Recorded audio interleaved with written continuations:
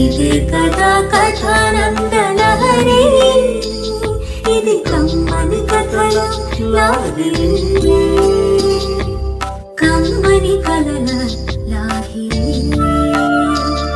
ఇది కమ్మని కథల లాహిరి. కథానందలహరి సభ్యులకు నమస్కారం. ఈనాటి కథ అమ్మ మమ్మీ. రచన చిరావురి మదన్ మోహన్. సమర్పణ భువనేశ్వరి గోపినాథ్.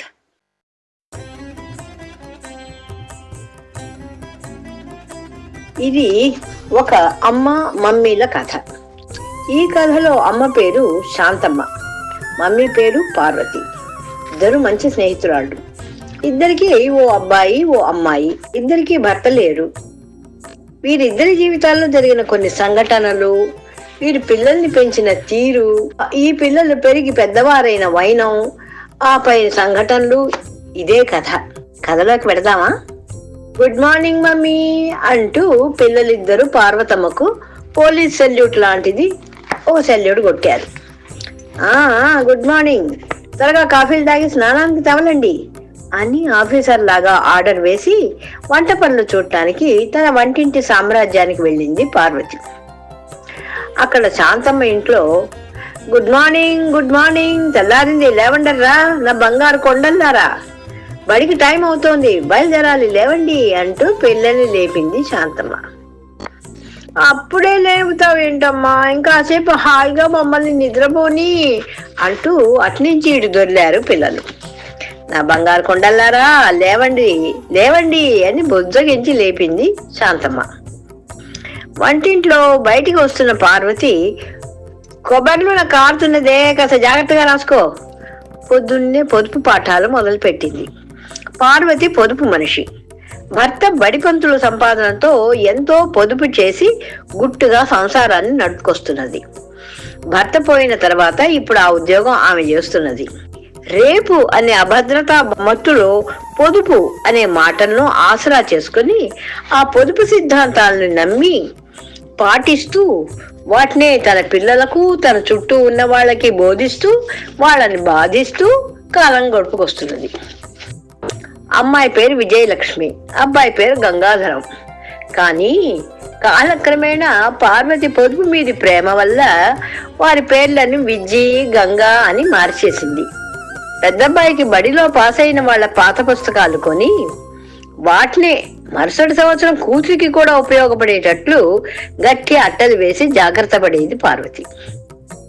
అలాగే ఇంట్లో ఎవరి పని వాళ్లే చేసుకోవాలి అనే క్రమశిక్షణను నేర్పింది పార్వతి. ఆ క్రమశిక్షణలోనే పెరిగి ఇద్దరు ర్యాంకులు తెచ్చుకుని డిగ్రీ పాస్ అయ్యారు. అక్కడ శాంతమ్మ ఇంట్లో పిల్లలకి కావలసిన కొత్త పుస్తకాలు కొని స్వయంగా వాటికి కొత్త అట్టలు వేసి లేబుల్స్ అతికించి మంచి దస్తూరితో వాళ్ళ పేర్లు రాయటం ఆమె హాబీ. అలాగే దగ్గరుండి వాళ్ళని హోంవర్క్ చేయించటం, అన్నం తినిపించటం ఆమెకు పరిపాటి అయిపోయింది.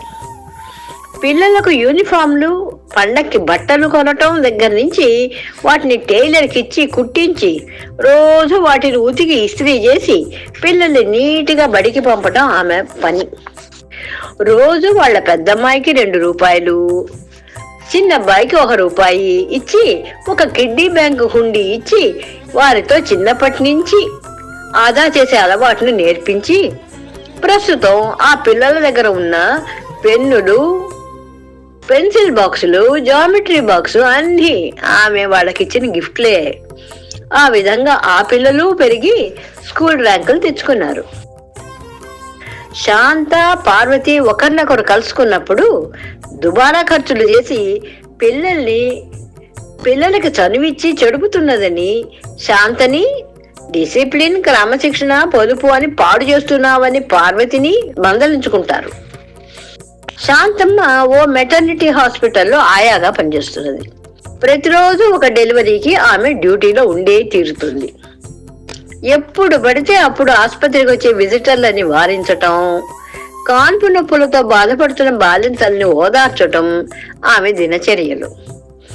సుఖప్రసవం అవ్వగానే అందరూ డాక్టర్కి పండ్లు, స్వీట్లు ఇచ్చేటప్పుడు శాంతమ్మ కూడా ఓ 1/4 కిలో స్వీట్ ఇచ్చేవాళ్ళు. అంతే, శాంతమ్మ సంతోషంగా ఆ స్వీట్లను తీసుకుని తల్లి పిల్లల్ని దీవిస్తుంది. పార్వతమ్మ పొదుపు ఉద్యమంలో పెరిగి ఆ సూత్రాలను రంగరించుకున్న విజయలక్ష్మి ఉరఫ్ విజ్జి కట్నాలు, కానుకలు, కాఫీలు, భోజనాలు అంటూ జనాల్ని పిలిచి పెళ్లి ఖర్చులకు డబ్బులు తగలేకుండా రామం అనే వ్యక్తిని ప్రేమించి రిజిస్టర్ మ్యారేజ్ చేసుకుని పొదుపుగా సెటిల్ అయిపోయింది.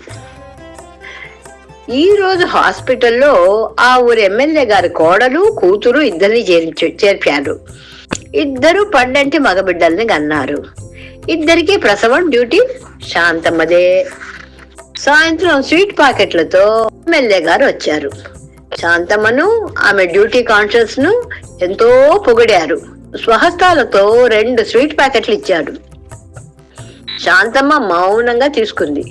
ఆమె నమ్రత చూసి ఆమెకు 100 రూపాయలు టిప్స్ గా ఇచ్చాడు ఎమ్మెల్యే. శాంతమ్మ కృతజ్ఞతతో అవి తీసుకుని తన సహోద్యోగులకు ఓ ప్యాకెట్ విప్పి జీవితంలో మొట్టమొదటిసారి స్వీట్స్ పంచిపెట్టింది. ఆమెకి ఎప్పుడు స్వీట్స్ ఇచ్చినా తన పిల్లలకే స్వీట్ తీసుకెళ్లేది. ఆ రోజు తనకిచ్చిన ఇంకో స్వీట్ ప్యాకెట్ ను సంచిలో పెట్టుకుని ఆ 100 రూపాయలతో కొత్తగా తనకొచ్చిన డయాబెటీస్ వ్యాధికి మందులు కొనుక్కొని బయటికి వచ్చింది శాంతమ్మ. బయట తన కోసం కాచుకొని ఉన్న పార్వతిని, ఆమె అవతారాన్ని చూసి షాక్ తింది శాంతమ్మ. జరిగింది ఏమిటంటే, కూతురు పెళ్లి తర్వాత కొడుకుకు మంచి సంబంధం తెచ్చి పెళ్లి చేసింది పార్వతి. కొడుకు, కోడలు ఇద్దరు లోన్ వేసి కొత్త ఇల్లు కొన్నారు. పిల్ల గట్టిదే. అత్తగారు మమ్మీ పార్వతి సంతోషించి సర్టిఫికేట్ ఇచ్చింది.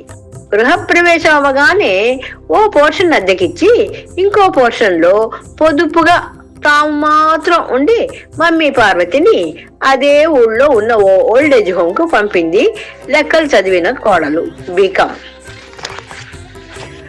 కారుతున్న కన్నీళ్లను తుడుచుకుంటూ తన కథ చెప్పింది పార్వతి. ఎంత జరిగినా నీ కొడుకేం చెప్పలేదా అడిగింది అమాయకంగా శాంతమ్మ.